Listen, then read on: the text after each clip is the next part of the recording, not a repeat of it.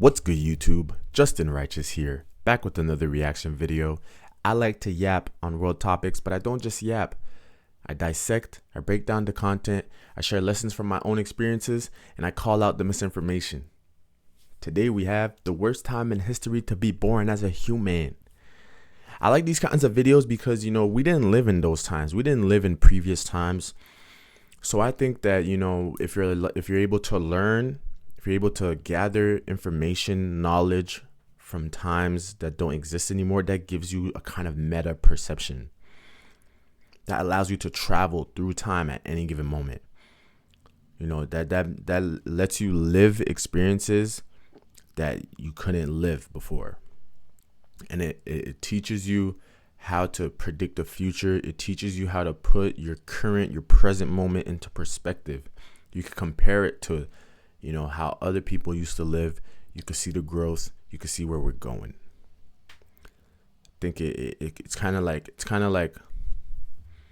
flying up into a UAV and just seeing the world at once, but you're still here, except instead of seeing the world, you're seeing different times of the world. So let's get straight into the video. This is you. There's your dad, his dad, and his. Keep going. Soon you'll fly past powdered wigs, chainmail, mammoths, and eventually stumble upon a guy squatting in the dirt, chewing on a beetle, and trying not to die before sundown. That guy? That's your ancestor.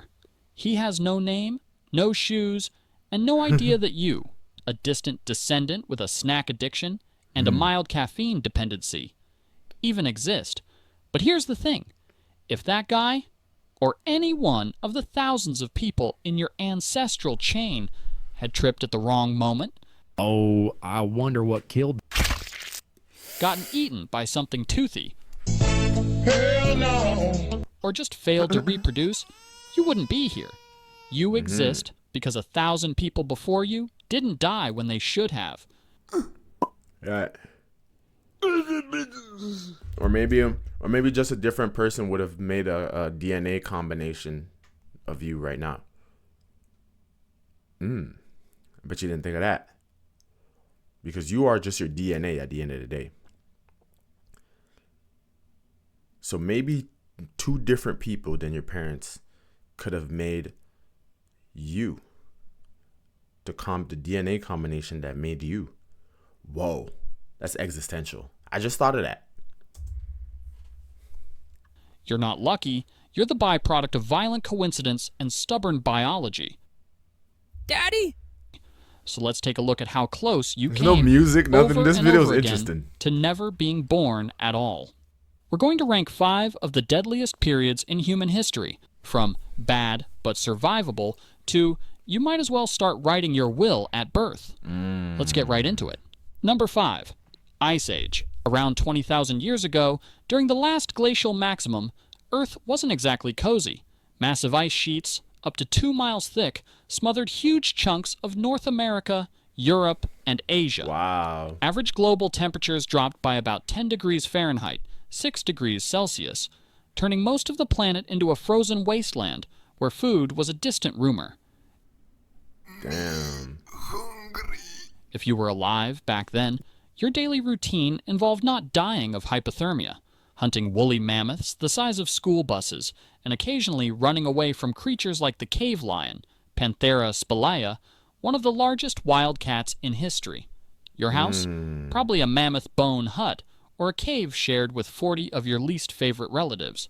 Your clothing? Animal Least hide favorite. stitched together with bone needles. Want dinner? Good luck. You're armed with a sharpened stick, and your target weighs 6 tons and is actively trying to kill you. And if starvation didn't get you, a simple infected cut probably would. There were no antibiotics, no vaccines, and no emergency rooms, just a lot of home remedies involving chewing random plants and hoping for the best. Despite all this, Homo sapiens adapted, inventing tools, mastering fire, and even creating early art like the cave paintings at Lascaux. Number 4. The dawn of agriculture. Somewhere around 10,000 years ago, Why did the humans survival had a rate brilliant decrease? idea. Before it was 68%. Survival chance? Now the dawn of agriculture is 54%. Why did it decrease?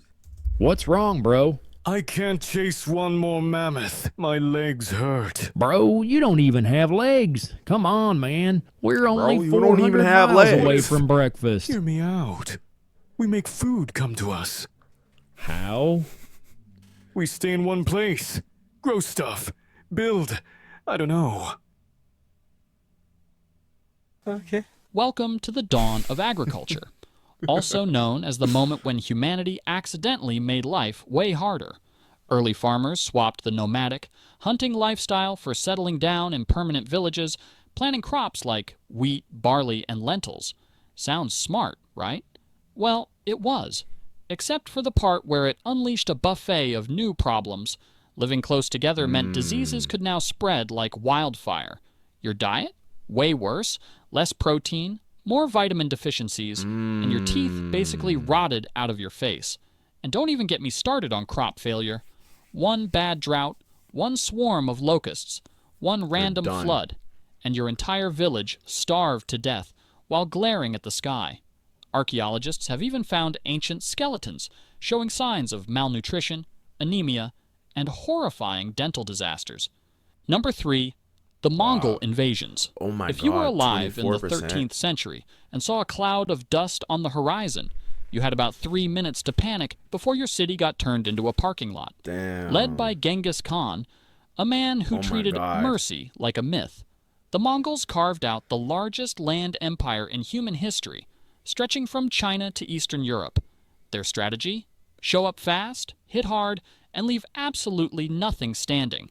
Entire cities my were wiped off God. the map, populations slaughtered, and survivors, if there were any, That's just were so sometimes bad, used as man. human shields for the next battle. Mongol horse archers could hit you from 300 yards away while riding at full gallop, basically inventing mobile warfare centuries before tanks were even a thing. Historians estimate the Mongol invasions killed around 10% of the world's population, at a time when the Jesus world Christ. population was already tiny. Number 2, the Black Death. Survival In chance 1347, 7%. Europe got an unexpected package from Central Asia, courtesy of some highly motivated fleas. And things went downhill fast. The Black Death, or bubonic plague, tore through towns and cities like a biological wildfire. Caused by the bacterium Yersinia pestis, it traveled on rats, fleas, and humans who had absolutely no concept of personal hygiene. Once it hit, survival became a lottery. You could catch it from a handshake, a shared cup, or just by breathing the same Just gotta go medieval in air quarantine, as an man. infected guy. It's like COVID. Symptoms included giant Those swollen still lymph think it was a nodes, myth? fever, vomiting blood, and, spoiler alert, death. Should go back to the usually Black Death. within days.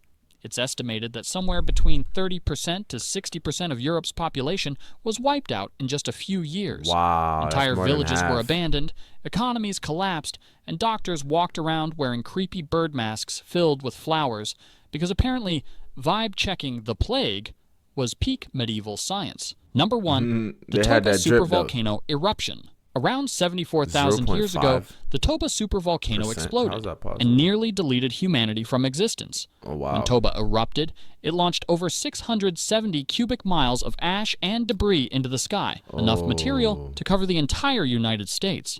The eruption Wow. triggered a volcanic winter so devastating that sunlight was blocked for an estimated 6 to 10 years. Global temperatures crashed So by up to imagine. 27 degrees Fahrenheit, 15 degrees Celsius. Plants withered, animals starved, and ecosystems collapsed worldwide. Imagine For early 10 humans, years of no already light. struggling just to find enough calories not to die every day, it was catastrophic. Man, I like to think that in every single one of these eras, I still would have survived. That's just the manly confidence in me. Like, I feel like I would have found a solution to all of those. Like, I would have found a way to run away from the Mongols. I would have found a way to just, quarantine myself from the Black Death, or like, probably would have found some remedy somewhere. You know what I mean? Like, no sun for 10 years is crazy though. Like, that's depression. You know what I mean? But I think that's still survivable for sure. Food supplies vanished. Entire landscapes turned to frozen deserts. Rivers dried up. Forests became graveyards. It's estimated that the total human population shrank to fewer than 3,000 individuals. That is A crazy. genetic bottleneck so tight that every person alive today likely descends from that tiny handful of survivors. No crops, no animals, no sunlight, no second chances. Imagine spending your entire life in darkness, freezing, starving, with the constant fear that today might simply be the last day anyone sees the sun. And yet, Just gotta stay optimistic. somehow, against all odds, a few stubborn, desperate humans manage to endure. You exist because they didn't give up when everything else did. Thanks for watching Barely Evolved. And that was deep. That was deep, man. It was good. It was a good little video. I mean, his commentary is kind of funny, you know. It almost made me a little sleepy. But let me know your thoughts on the comments down below. I really want to know what you think of the video. Give a thumbs up, and I'll catch you on the next one.